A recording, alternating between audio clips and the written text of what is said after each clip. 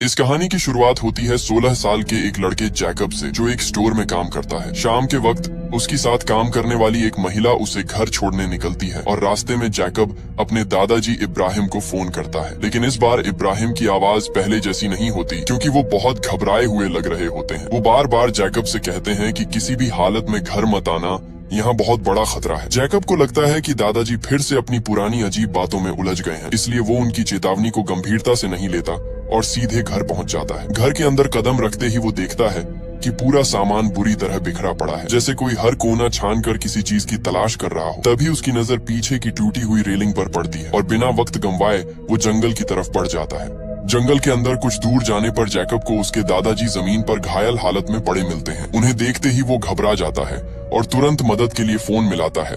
लेकिन तभी इब्राहिम आखिरी बार उसका हाथ पकड़ लेते हैं। टूटी हुई सांसों के बीच वो जैकब से कहते हैं कि उसे आयरलैंड जाना होगा और वहाँ एक खास पक्षी उसे सारी सच्चाई बताएगा। इसके साथ ही वो उसे 3 सितंबर 1943 के काल चक्र के अंदर जाने के लिए भी कहते हैं। जैकब उनकी बातों का मतलब बिल्कुल नहीं समझ पाता, फिर भी उनसे वादा कर लेता है कि वो उनकी आखिरी इच्छा जरूर पूरी करेगा। अगले ही पल इब्राहिम हमेशा के लिए इस दुनिया को छोड़ देते हैं। तभी जैकब पीछे मुड़कर देखता है तो उसे कुछ पलों के लिए एक डरावना साया दिखाई देता है।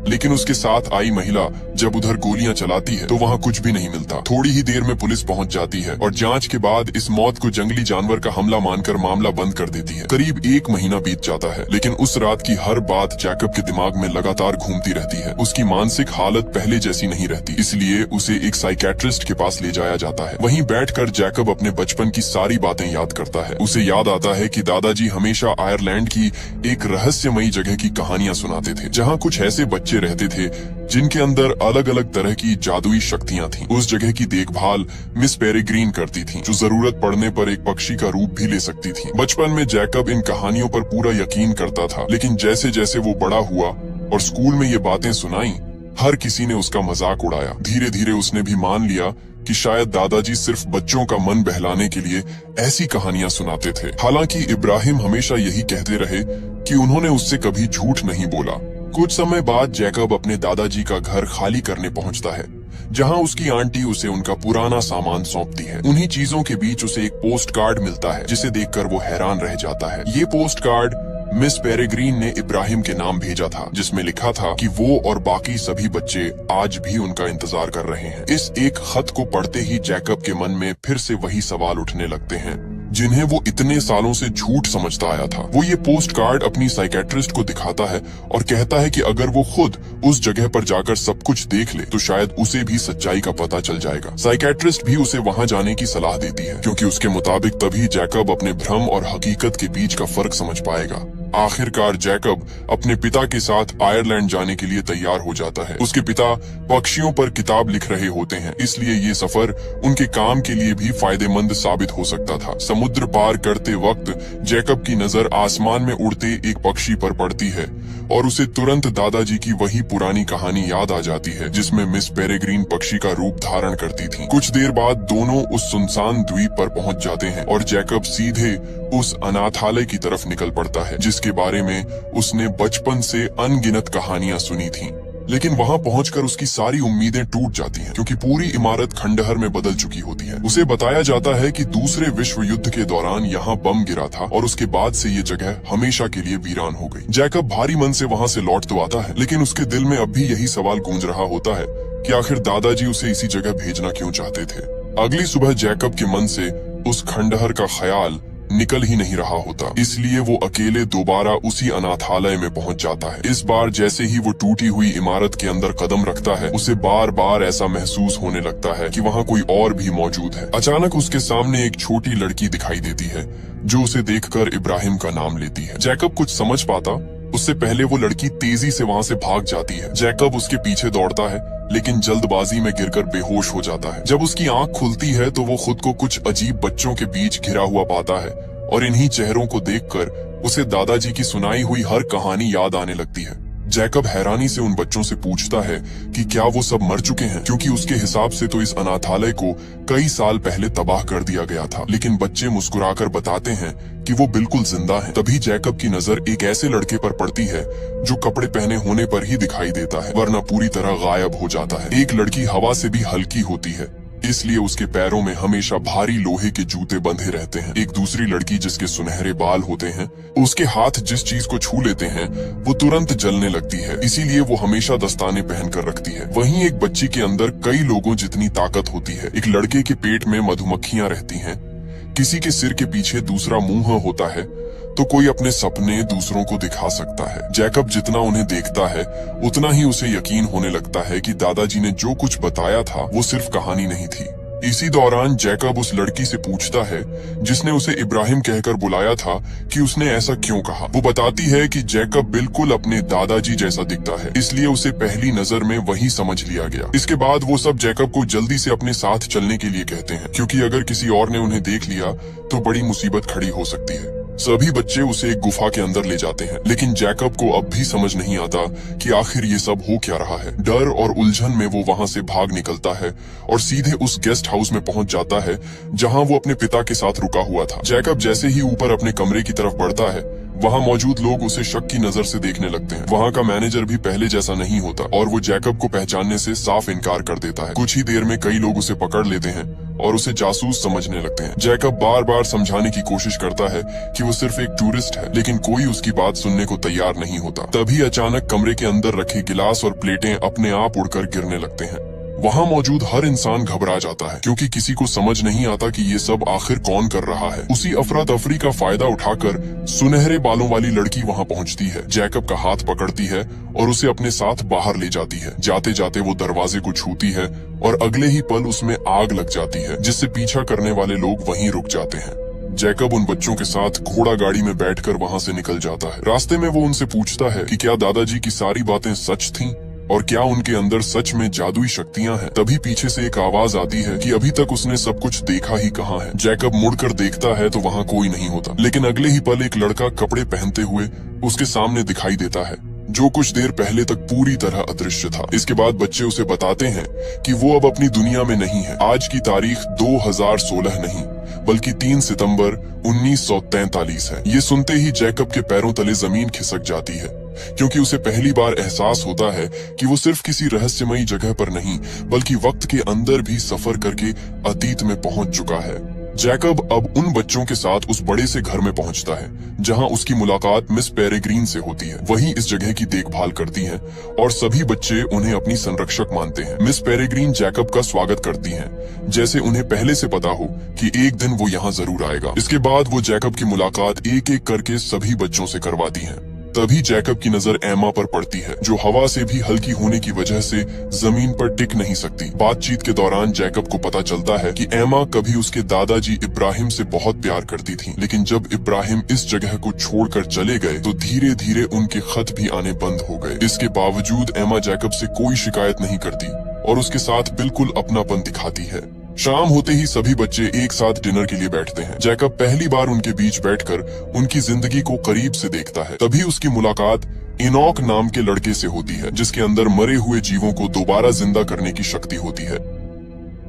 लेकिन इनॉक जैकब को बिल्कुल पसंद नहीं करता। उसकी नजर में इब्राहिम ने इस जगह को छोड़कर बहुत बड़ी गलती की थी, इसलिए वो नहीं चाहता कि अब उनका पोता भी यहाँ का हिस्सा बने। पूरे खाने के दौरान इनॉक का रवैया जैकब के लिए ठंडा ही रहता है, जबकि बाकी बच्चे धीरे धीरे उसके साथ खुलने लगते हैं। डिनर खत्म होने के बाद जैकब वापस अपनी दुनिया में लौटने की तैयारी करता है। तभी बच्चे उसे कहते हैं कि जाने से पहले उसे एक ऐसी चीज जरूर देखनी चाहिए जो इस पूरी जगह का सबसे बड़ा राज है। सभी बच्चे घर के बाहर इकट्ठा हो जाते हैं और अपने अपने चेहरे पर मास्क पहन लेते हैं। कुछ ही पल बाद आसमान में युद्ध के जहाज दिखाई देने लगते हैं, जो तेजी से उनकी तरफ बढ़ रहे होते हैं। जैकब कुछ समझ पाता उससे पहले एक जहाज उनके घर के ठीक ऊपर बम गिरा देता है, लेकिन जैसे ही बम घर से टकराने वाला होता है, मिस पेरेग्रीन अपनी खास घड़ी निकालती है और उसकी शक्ति का इस्तेमाल करती है। अगले ही पल समय पीछे लौट जाता है और पूरा दिन फिर से उसी सुबह से शुरू हो जाता है, जैसे कुछ हुआ ही नहीं था। अब मिस पेरेग्रीन जैकब को इस जगह का सबसे बड़ा रहस्य बताती हैं। वो समझाती हैं कि ये जगह एक काल चक्र के अंदर मौजूद है, जहां हर दिन सिर्फ 3 सितंबर 1943 ही रहता है। जैसे ही दिन खत्म होने वाला होता है, वो समय को दोबारा पीछे ले जाती है और वही दिन फिर से शुरू हो जाता है। इसी वजह से यहाँ रहने वाले किसी भी बच्चे की उम्र कभी नहीं बढ़ती।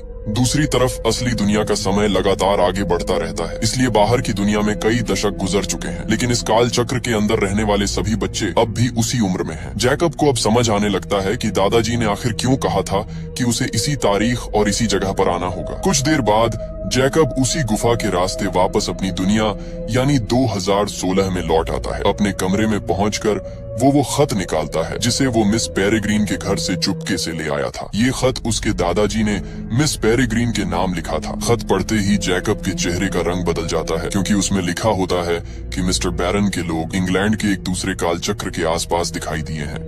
इब्राहिम ने खत में साफ चेतावनी दी थी कि दुश्मन बहुत जल्द बाकी काल चक्रों तक भी पहुंच सकता है, इसलिए बच्चों को बचाने के लिए नया और सुरक्षित काल चक्र बनाना जरूरी है। यही खत जैकब को पहली बार यह एहसास कराता है कि उसके दादाजी जिस खतरे की बात करते थे वो अब पहले से कहीं ज्यादा करीब आ चुका है। अगले दिन जैकब वही खत लेकर दोबारा काल चक्र के अंदर पहुंच जाता है और सीधे मिस पेरेग्रीन से मिलने जाता है। वो उन्हें बताता है कि उसके दादाजी की मौत किसी जंगली जानवर की वजह से नहीं हुई, बल्कि किसी ने उनका पीछा किया था। जैकब ये भी कहता है कि अगर इब्राहिम का उन खतरनाक लोगों से कोई रिश्ता था तो उसे पूरी सच्चाई जाननी होगी।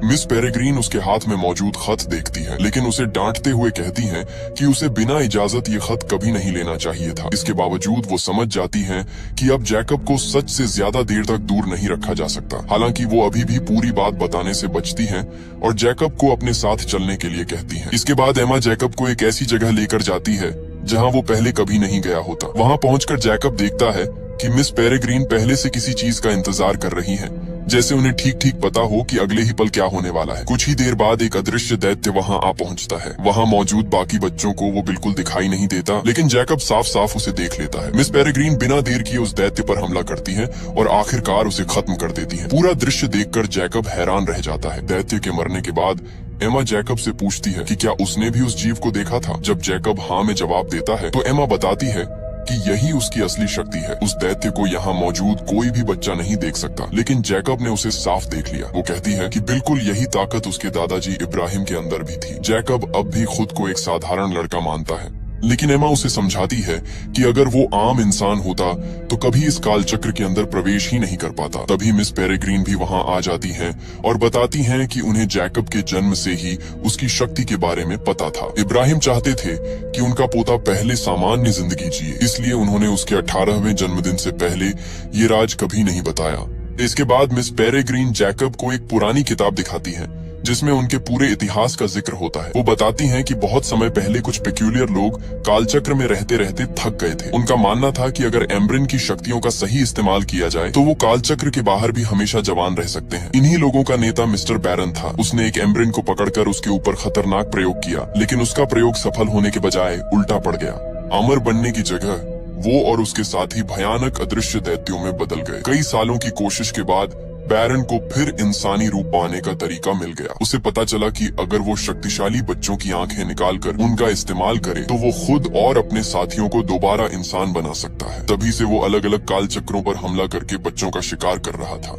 इतने में वहाँ एक दूसरी एम्ब्रिन पहुँचती है जो बुरी तरह डरी हुई होती है। वो बताती है कि बैरन ने उसके काल चक्र का पता लगा लिया था और उसके लगभग सभी बच्चों को मार डाला। किसी तरह अपनी जान बचाकर वो यहाँ तक पहुँच पाई है। वो सबको चेतावनी देती है कि अब कोई भी काल चक्र सुरक्षित नहीं रहा। बैरन पहले से ज्यादा ताकतवर हो चुका है और इस बार उसका निशाना सिर्फ बच्चे नहीं बल्कि एम्ब्रिन भी हैं। ये बात सुनते ही मिस पेरेग्रीन समझ जाती हैं कि अब यहाँ रुकना खतरे से खाली नहीं है। वो फैसला करती हैं कि सभी बच्चों को लेकर जल्द से जल्द नया और सुरक्षित कालचक्र ढूंढना होगा, क्योंकि दुश्मन अब उनके दरवाजे तक पहुँचने ही वाला है। मिस पेरेग्रीन सभी बच्चों को जल्दी से सफर की तैयारी करने के लिए कह देती है। दूसरी एम्ब्रिन की बातों से साफ हो चुका था कि बैरन एक एक करके हर काल चक्र तक पहुंच रहा है, लेकिन जैकब इस लड़ाई का हिस्सा नहीं बनना चाहता। उसे लगता है कि ये दुनिया उसकी नहीं है, इसलिए वो किसी से कुछ कहे बिना वापस अपनी दुनिया यानी 2016 में लौट आता है। वहाँ पहुंचकर भी उसका मन बिल्कुल शांत नहीं होता, क्योंकि काल चक्र में देखी हर चीज लगातार उसके दिमाग में घूम रही होती है। तभी रास्ते में उसकी नजर एक ऐसी लाश पर पड़ती है जिसकी हालत बिल्कुल उसके दादाजी जैसी होती है। उसी पल उसे यकीन हो जाता है कि अदृश्य दैत्य अब उसकी दुनिया तक भी पहुंच चुके हैं। जैकब बिना एक पल गंवाए दोबारा गुफा की तरफ भागता है ताकि मिस पेरेग्रीन को इस नए खतरे के बारे में बता सके, लेकिन उसे बिल्कुल भी अंदाजा नहीं होता कि कोई लगातार उसका पीछा कर रहा है। जैसे ही वो गुफा के अंदर दाखिल होता है, उसके पीछे पीछे एक आदमी भी वहां पहुंच जाता है। पहले तो वो खुद को एक साधारण इंसान की तरह पेश करता है और जैकब से सवाल पूछने लगता है, लेकिन अगले ही पल उसका चेहरा बदलने लगता है। जैकब हैरान रह जाता है क्योंकि उसके सामने खड़ा इंसान कोई और नहीं बल्कि वही साइकेट्रिस्ट होता है जिससे वो पिछले कई दिनों से मिलता आ रहा था। अब उसका असली रूप सामने आ चुका था और वही खतरनाक बैरन था जिसकी कहानियां मिस पेरेग्रीन ने अभी अभी उसे सुनाई थी। बैरन जैकब को बंदी बनाकर सीधे मिस पेरेग्रीन के घर पहुंच जाता है। वहां पहुंचते ही वो साफ कह देता है कि अगर मिस पेरेग्रीन ने खुद को उसके हवाले नहीं किया तो जैकब जिंदा नहीं बचेगा। मिस पेरेग्रीन अच्छी तरह जानती थी कि जैकब की शक्ति उनके लिए कितनी अहम है, क्योंकि अदृश्य दैत्यों को देखने वाला अब वही अकेला इंसान बचा था। बच्चों की जान बचाने के लिए वो अपनी मर्जी से पक्षी का रूप धारण करती है और बैरन खुद उन्हें एक पिंजरे में कैद कर लेता है। जाने से पहले मिस पेरेग्रीन जैकब की तरफ देखती है और उसे सिर्फ एक जिम्मेदारी सौंपती है। वो कहती हैं कि अब बाकी सभी बच्चों की सुरक्षा उसी के हाथ में है। इसके बाद बैरन उन्हें अपने साथ लेकर वहां से निकल जाता है। दूसरी एम्ब्रिन बच्चों को लेकर वहां से सुरक्षित निकलने की कोशिश करती है, लेकिन तभी एक अदृश्य दैत्य उन पर हमला कर देता है और उन्हें भी पकड़ लिया जाता है। हालांकि इस अफरा तफरी के बीच जैकब और बाकी सभी बच्चे किसी तरह घर से बाहर निकलने में कामयाब हो जाते हैं। तभी आसमान में फिर से युद्ध के जहाज दिखाई देने लगते हैं। इस बार कोई भी समय को पीछे नहीं घुमा सकता क्योंकि मिस पेरेग्रीन अब वहां मौजूद नहीं थी। कुछ ही सेकंड बाद बम सीधे घर पर गिरता है और पूरा अनाथालय जोरदार धमाके के साथ तबाह हो जाता है, लेकिन बच्चे पहले ही बाहर निकल चुके होते हैं, इसीलिए उनकी जान बच जाती है। उसी धमाके में वहां मौजूद अदृश्य दैत्य भी खत्म हो जाता है और अब उनके पास पीछे लौटने के लिए कोई घर नहीं बचता। घर के पूरी तरह बर्बाद होने के बाद जैकब सभी बच्चों को इकट्ठा करता है। अब सबका सिर्फ एक ही मकसद होता है, किसी भी कीमत पर मिस पेरेग्रीन को बैरन के कब्जे से छुड़ाना। बच्चों को अंदाजा होता है कि बैरन उन्हें कहां लेकर गया होगा, इसलिए वो समुद्र के किनारे पहुंच जाते हैं। वहां एमा अपनी शक्ति का इस्तेमाल करके समुद्र की गहराई में डूबे एक पुराने जहाज को ऊपर ले आती है। जहाज के अंदर कई पुराने कंकाल भी पड़े होते हैं, लेकिन इस वक्त किसी का ध्यान उन पर नहीं होता। सभी बच्चे उसी जहाज पर सवार होकर बैरन के ठिकाने की तरफ निकल पड़ते हैं। समुद्र का सफर तय करने के बाद जैकब और बाकी सभी बच्चे उस जगह के करीब पहुंच जाते हैं जहां बैरन ने अपना ठिकाना बनाया होता है। रास्ते में एमा अपनी शक्ति से पूरे जहाज को संतुलित रखती है, जबकि बाकी बच्चे चुपचाप आगे की तैयारी करते रहते हैं। अब किसी के चेहरे पर डर नहीं, बल्कि मिस पेरेग्रीन को वापस लाने का इरादा साफ दिखाई देता है। कुछ देर बाद उन्हें दूर वही इमारत नजर आने लगती है जहां बैरन अपने अगले प्रयोग की तैयारी कर रहा होता है। सभी बच्चे बिना शोर किए किनारे उतरते हैं और अलग अलग रास्तों से अंदर घुसने का फैसला करते हैं।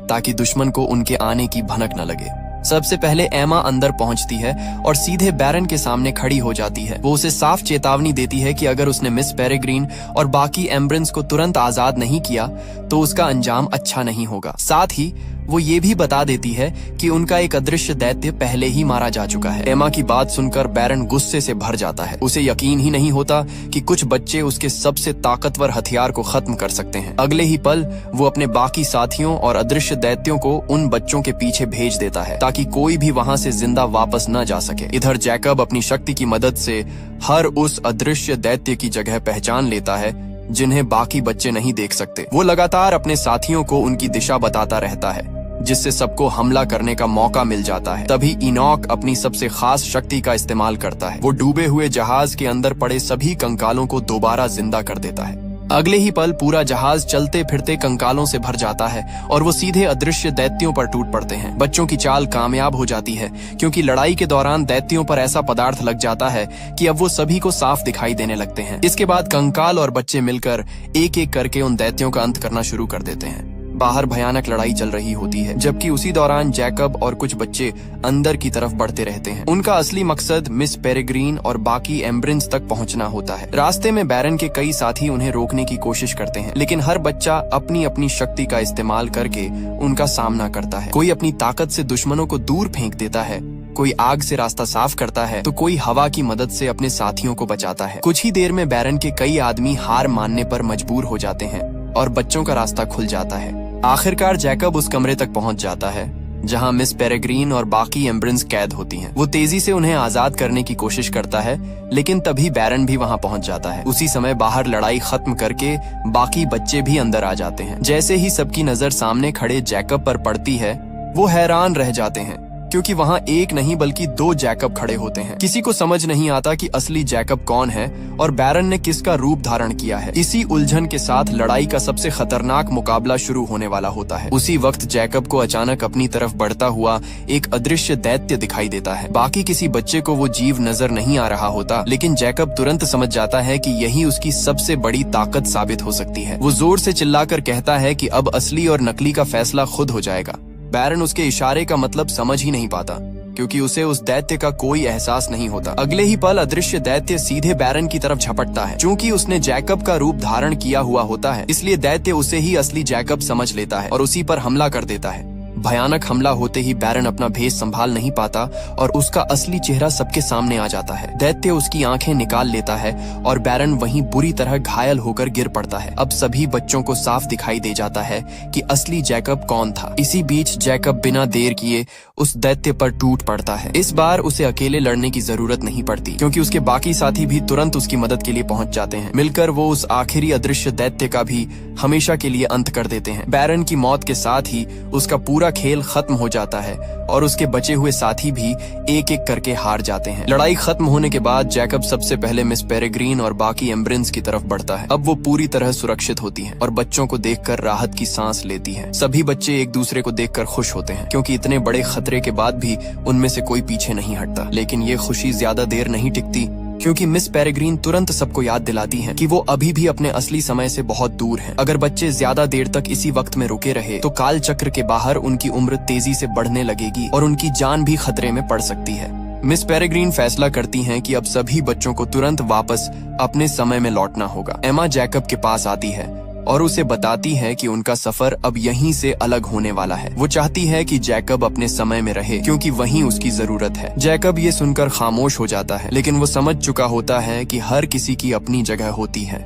एमा और बाकी सभी बच्चे मिस पेरेग्रीन के साथ वापस अपने कालचक्र में लौटने की तैयारी करने लगते हैं। जाने से पहले एमा जैकब से कहती है कि उसका यहाँ रुकना ही सही होगा क्योंकि उसकी दुनिया में अभी बहुत कुछ बाकी है। जैकब उसे रोकना चाहता है, लेकिन वो समझ चुका होता है कि अगर बच्चे अपने समय पर वापस नहीं पहुँचे तो उनकी उम्र अचानक बढ़ने लगेगी। भारी मन से वो एमा को जाते हुए देखता रहता है जबकि मिस पेरेग्रीन सभी बच्चों को लेकर वहाँ से निकल जाती है। कुछ ही पलों में जैकब अकेला रह जाता है और फिर अपने घर की तरफ लौट पड़ता है। घर पहुंचते ही जैकब सीधे अपने दादाजी इब्राहिम से मिलने जाता है। उन्हें अपने सामने जिंदा देखकर उसकी आंखों में खुशी साफ दिखाई देती है और वो बिना कुछ सोचे उन्हें गले लगा लेता है। इब्राहिम भी सब कुछ समझ जाते हैं क्योंकि उन्हें पहले से अंदाजा था कि एक दिन जैकब ये पूरा सफर तय करके जरूर लौटेगा।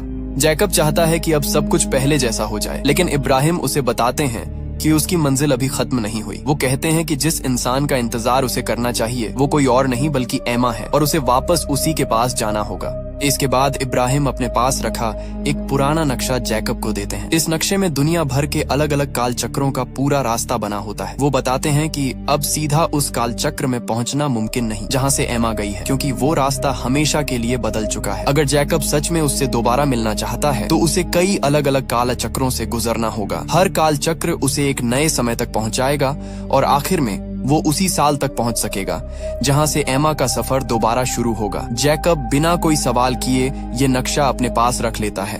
इसके बाद जैकब अपनी नई यात्रा शुरू करता है। वो एक काल चक्र से निकलकर दूसरे काल चक्र में जाता है और लगातार समय के अलग अलग पड़ाव पार करता रहता है। आखिरकार लंबा सफर तय करने के बाद वो 1942 में पहुंच जाता है, लेकिन यहाँ पहुंचने के बाद भी उसकी मंजिल पूरी नहीं होती क्योंकि एमा से मिलने के लिए उसे पूरे 1 साल इंतजार करना पड़ता है। इस दौरान वो अपनी पहचान छिपाकर रहता है और हालात के मुताबिक आगे बढ़ता रहता है। उसे अच्छी तरह पता होता है कि सही दिन आने से पहले वो कुछ भी बदल नहीं सकता। आखिर वो दिन भी आ जाता है जब 3 सितंबर 1943 को वही जहाज वहां से गुजरने वाला होता है जिस पर एमा और बाकी बच्चे सफर कर रहे होते हैं। जैकब पहले से वहां उनका इंतजार कर रहा होता है। जैसे ही एमा जहाज से उतरती है उसकी नजर सीधे जैकब पर पड़ती है। दोनों बिना कुछ कहे एक दूसरे की तरफ दौड़ते हैं और गले लगा लेते हैं। इतने लंबे सफर, कई काल चक्रों और अनगिनत मुश्किलों के बाद आखिरकार दोनों फिर से एक साथ होते हैं। इसी पल